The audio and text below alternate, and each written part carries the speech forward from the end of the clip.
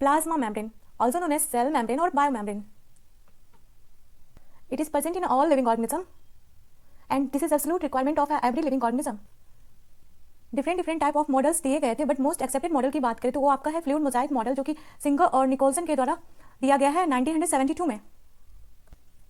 इस मॉडल के अकॉर्डिंग जो फ्लूइड नेचर आपका लिपिड का होता है, फ्लूइड नेचर जो आपका प्लाज्मा मेम्ब्रेन का होता है due to lipid, and mosaic nature जो है वो आपके प्रोटीन के प्रेजेंट होने की वजह से आपका प्लाज्मा मेम्ब्रेन का नेचर जो है वो मोजाइक है।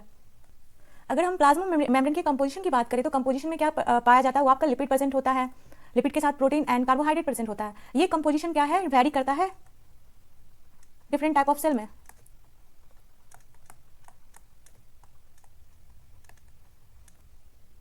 अगर हम लिपिड की बात करें तो लिपिड में मोस्टली फॉस्फोलिपिड पाया जाता है, एस्ट्रियोल प्रेजेंट होता है। प्रोटीन की बात करें तो प्रोटीन क्या हो सकते हैं, एक्सट्रिंसिक हो सकते हैं जिसको हम पेरिफेरल बोलते हैं या एक्सटर्नल प्रोटीन बोलते हैं, और क्या हो सकते हैं आपके इंटरनल हो सकते हैं जिनको हम इंट्रिंसिक और टनल प्रोटीन भी बोलते हैं। एंड कार्बोहाइड्रेट की बात करें तो कार्बोहाइड्रेट या तो प्रोटीन के साथ अटैच होकर प्रेजेंट होगा जिसको हम बोलेंगे ग्लाइकोप्रोटीन, या तो ये लिपिड के साथ अटैच होकर प्रेजेंट होगा जिसको हम बोलेंगे ग्लाइकोलिपिड।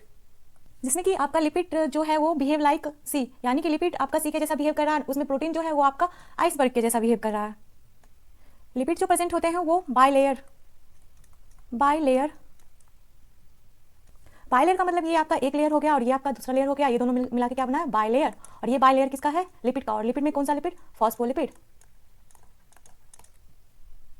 अगर हम सिंगल लिपिड के यूनिट की बात करें तो सिंगल लिपिड में जो नेचर होता है वो आपका एक हेड प्रेजेंट होता है, एक टेल, ये आपका टेल हो गया। और हेड जो है वो आपका पोलर होता है। पोलर मीन्स जिसको वाटर से प्यार हो, हाइड्रोफिलिक।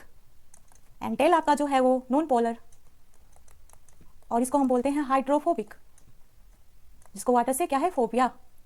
अगर हम प्लाज्मा मेम्ब्रेन के स्ट्रक्चर को समझे तो इस स्ट्रक्चर को देख के हम ये बता सकते हैं जो लिपिड है वो हमारा सी के जैसा बिहेव कर रहा है, और लिपिड का ये क्या है आपका बाइलेयर प्रेजेंट है।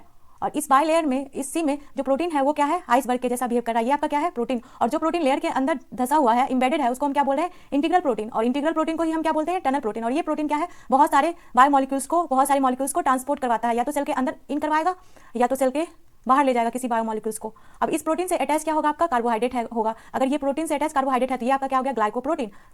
अगर ये आपका लिपिड से अटैच कार्बोहाइड्रेट हो गया तो ये आपका क्या हो गया, ग्लाइकोलिपिड।